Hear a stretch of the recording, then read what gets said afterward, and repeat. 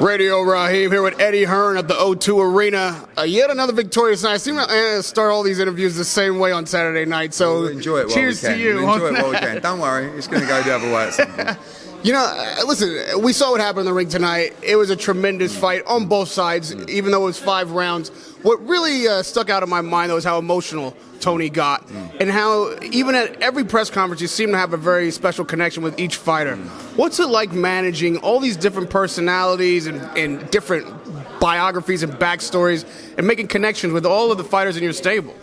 You have different relationships with different fighters. You know, some fighters are self-managed, so there's no interlinking person between the fighter and you.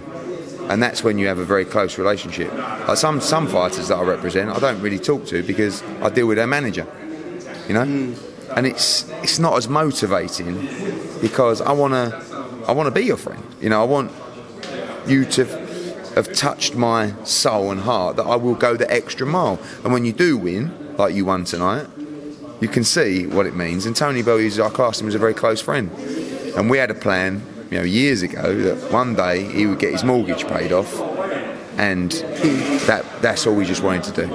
You know, after the Makabu fight, he did that, and now he's building a remarkable life for himself and for his children and for their children. And at the end of the day, that's what it's about. I'd love to sit here and tell you it's the shiny belts, and yeah, of course, you know, as a kid, you don't think about paying off your mortgage, do you? You think about winning titles or unifying the division if you're a fighter. But we have to be real here at the same time, and what he's achieved and where he's gone to, I couldn't be more proud. And you know, the first fight I thought he could win. Tonight I really thought he will win. But you know, there were times in the first 2 rounds I was looking at Haye thinking he's still dangerous, and when Tony trades, it's like it's one of them, isn't it? You know, even like all the knockdowns, it was anything could have happened. But he deserves everything he gets. A fighter like Tony, he says he's got plenty of money in the bank. He's going through something with his family that's very emotional, devastating, and there's not necessarily just an obvious big fight out there for him. So is there something of a conflict of interest there, being that you're his promoter, you want him to keep fighting and make more money? I'm happy for him to retire now. I mean, yeah. But he's improving. So that's difficult. Like, why do you retire when you're improving? But if he turned around tomorrow and said, I'm done, I'll say, mate, I'll see you on a beach in 20 years. You know, and I'd be so pleased because, like I said, money in the bank, British, Commonwealth, European, world champion. But there will be a fight out there that flicks his switch, and we'll see. There's no rush. It's not like, you ask me questions about AJ, and it's like, oh, we've got 2 weeks, we've got 3. We're going to enjoy it. He's going to get married in July. We're going to have a great day. He's going to, and we'll just see what happens. I know that obviously David Haye's not your fighter, but having dealt with as many fighters as you have and as many as I've interviewed at the end of their career, first of all, do you feel like it's certainly time for him to hang him up? I'm not sure whether he'll retire. I think he should. But he enjoyed it. Like, he came up to me in the end of the ring, well, I enjoyed that. Because he had a war. And he hasn't really done that in his career. Everything with Haye's been very clinical. You know, bang, bang, over. But actually, he bit down his gum shield tonight and had a war. And he enjoyed it in a sick way. But he's not the fighter that he once was. And really, what more is there for him to achieve?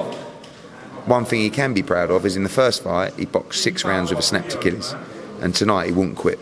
So I think he deserves respect. How do you know as a handler when it's time for a guy to be finished? Just when you think that the fighter's not the same fighter, he could get hurt at that level, and he could get hurt at that level.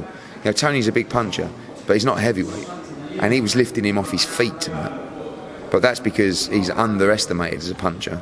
But also, there are bigger punchers out there in the heavyweight division, and you know, I think at that level now, David is finished. I'm not going to keep you for the usual 20, so I'm going to round out. We're going to round out with Tony says there's no way he's retiring. He's feeling it. I was surprised to hear Andre Ward's name bandied about at this press conference. Is that a serious? Yeah, I spoke to Virgil Hunter a while ago, and we just sort of, wasn't an offer. I was just laughing about it. And he said, yeah, Dre would be up for that fight. You know, I mean, he's a WBC Emeritus Cruiserweight World Champion, Tony Bellew. You can call upon that any time. It's a good fight. It's a really good fight because Andre Ward has much more skill, but Tony Bellew is much bigger. I mean, he'd go in the ring at 15.5 stone. Ward will go in at 14 stone. So, but Ward is excellent, pound for pound, in my opinion, top fighter in the world. And Ward said that he'd come out of retirement for if it was right, and he's always ready for some money. He just come out of retirement for money. Can you put a fight together that kind of purse for a Bellew Ward fight? Yeah. Where? Here in London? Yeah. And lastly, Fury's name was out there. He's got to fight. Well, can you work with Fury and Warren and make that happen? Fury doesn't want to fight anyone like Bellew, anyone live for 3 or 4 fights. So after that, we'd definitely be up for looking at it. I'll see you in New York, Eddie. I'm looking forward to this big announcement, as is the world, I'm sure. Yes. Radio Raheem with Eddie Hearn here at the O2. Another successful night for you, sir. Congratulations. Thank you. See you in a bit. Radio Raheem with Eddie Hearn.